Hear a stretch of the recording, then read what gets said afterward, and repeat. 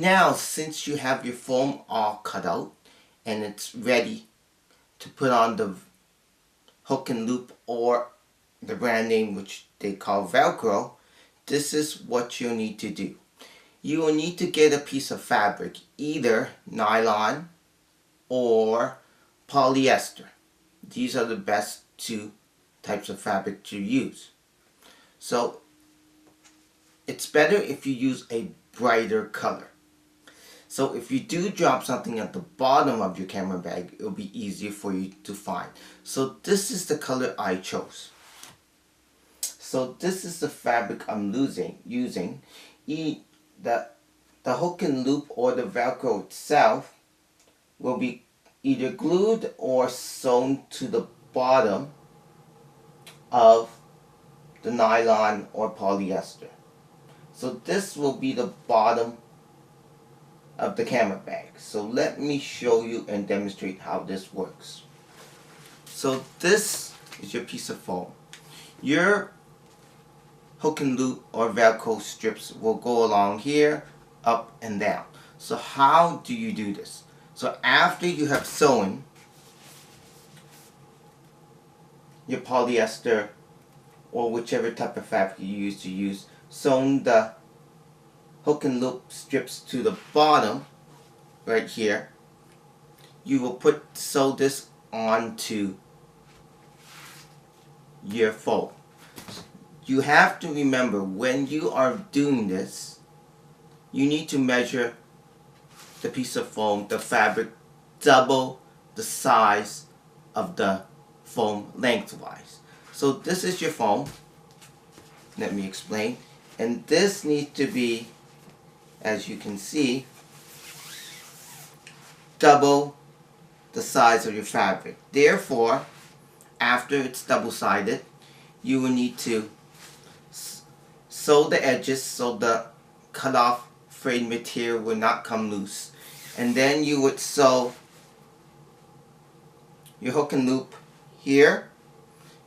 You can sew and glue. I chose to sew and glue to make it stronger onto the polyester or nylon fabric.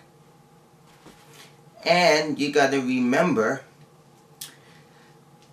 the hook and loop, the bottom piece is actually the soft part, not the loop. It's the part that actually sticks onto. So it's the fluffy, soft part. Okay?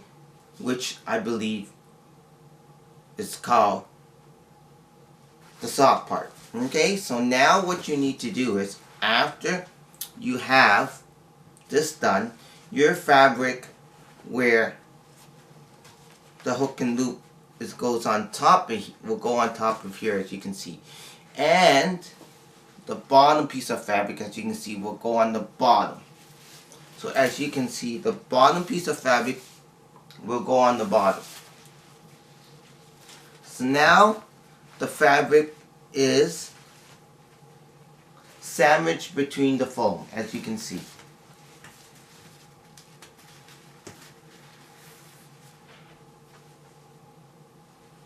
So now,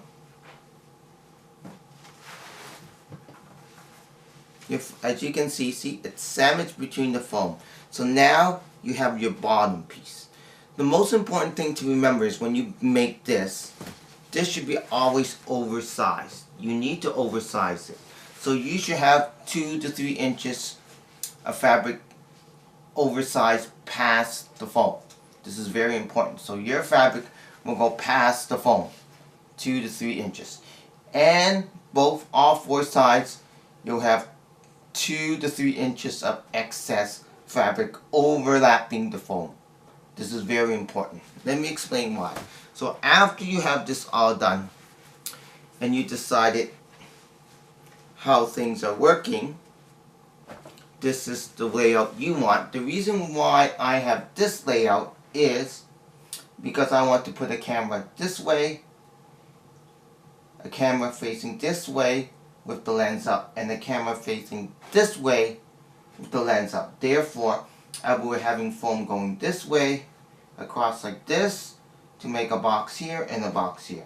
So when I actually make the inserts, you will understand. The reason why you need the overlaps on the side here and the side here and all four sides is when this actually goes down like this, these overlap pieces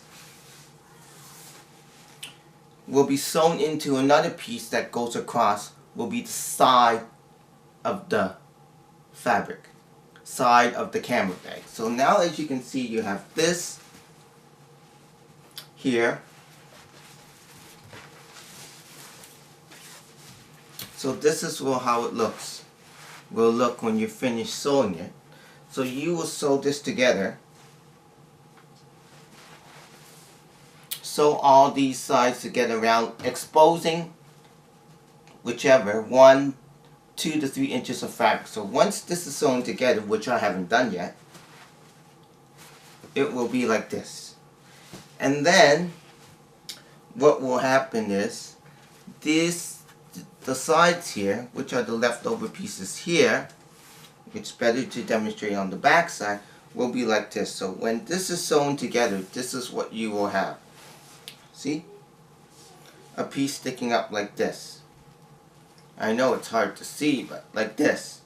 And then in here where you will be sewing the sides attaching to this. Okay? So that will be in another video. Okay, so what I will have to do is I have to sew this together. Once I have this sewn together, I'll show you how it is, and then I'll show you how to make the sides.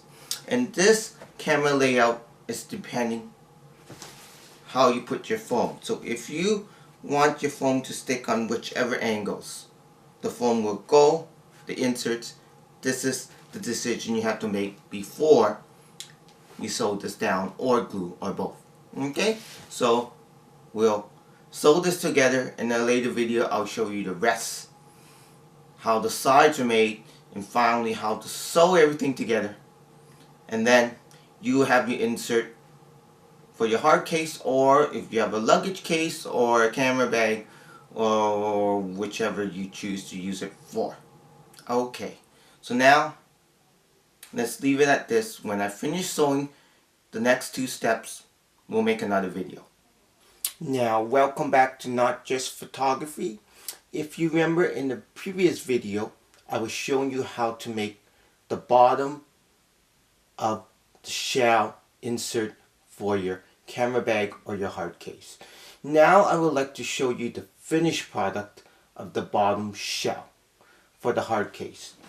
As you remember in the previous video, I have shown you how to make the bottom part of the shell for your camera bag, your hard case, or your backpack, whichever you choose to turn into a camera bag.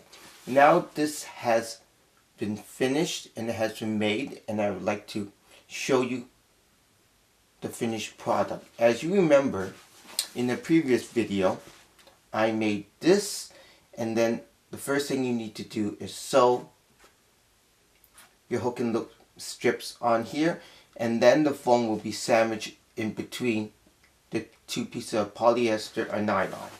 And remember, you always have to leave room here, so 2 to 3 inches of extra fabric hanging around the sides, as you can see.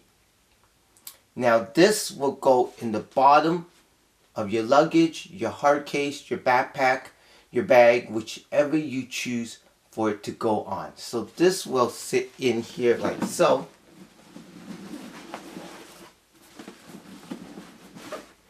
And this is what it will look like.